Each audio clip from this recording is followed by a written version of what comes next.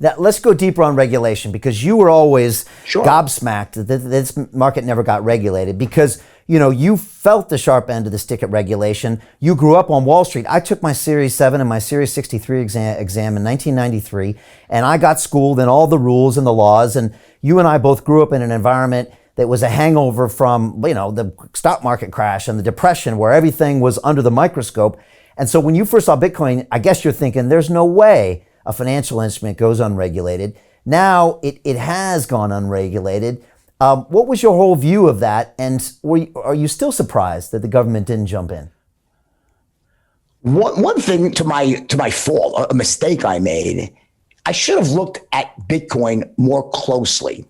That was a mistake I made. And my knee-jerk reaction was so negative. It was so like, there's no way.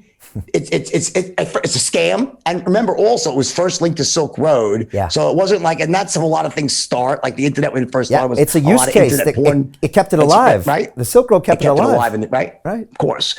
And so, but there was this other side of it.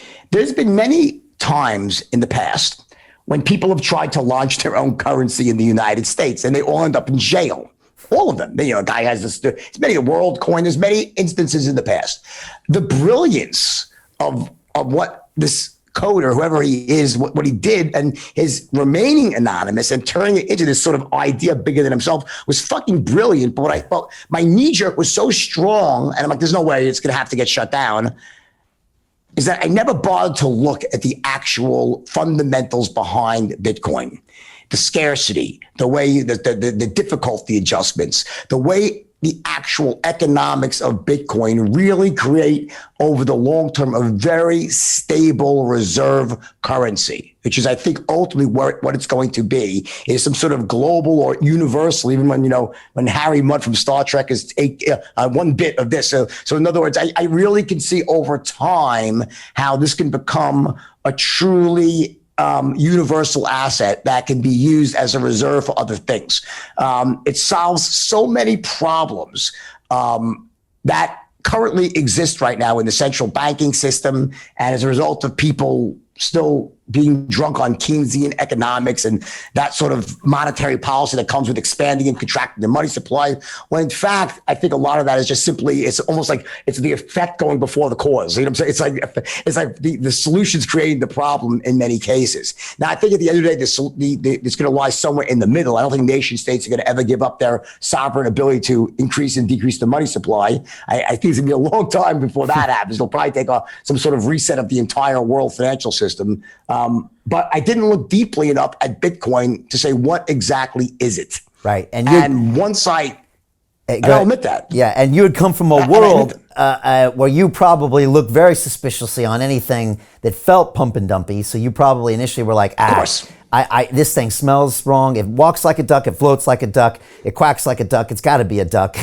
And that's why you originally were negative. It was a duck. Yeah, exactly. It was being used like a duck. So what happened was there was a time when it was being used by people illegitimately. In like the run up from 2014 to 2017 was a complete bump and dump. It was. And it went all the way back down to 2000 because it was like the first real retail use, where the retail adoption was a lot of scamming going on, a lot of pumping up, a lot of wash trades. Tether I believe, was being printed at times it shouldn't have been printed. There was a lot of things going on that really were illegitimate. And I hated the narrative behind Bitcoin in the years of 2014 to 2017. I thought it was toxic. It was misleading. And I think there was massive fraud and manipulation. But the underlying code, the premise of what Bitcoin is and was, is so powerful that it eventually washed all that out as legitimate players started to really see this. And I give people like Michael Saylor a lot of credit, who literally early adopted like that, to really put his money where his mouth is, to see it for what it really was. And I respect that. Yeah, I had Max Kaiser on my show, Jordan, in 2013, screaming about Bitcoin. I bought some then. We were talking about the liquidity issues and all of that. And then I had Andreas Antonopoulos on my show in 2015 and 17 and 19 talking about the future of money and the internet of money. He wasn't using the word DeFi yet because no one used it yet. And then we jumped into this space about a year ago. I had Michael Saylor on, and when he called Bitcoin digital property, it clicked for me, Jordan. I don't know what it was. Right. Sometimes someone will say something and you're like, oh, that's what it is. And once I started seeing for what it is, I had Dan Tapiero here who said, Brian, it's like the steam engine. It's a piece of technology that humans have created, like the wheel that takes us forward. And even though we can't see it, this way of cryptographically taking an asset that we can exchange between each other across borders, it really is beautiful tech once you allowed it to be seen, right? Once you're like, oh, wow, this is really great. So I give you a bit of a pass for not seeing that right away, because a lot of people didn't either, right?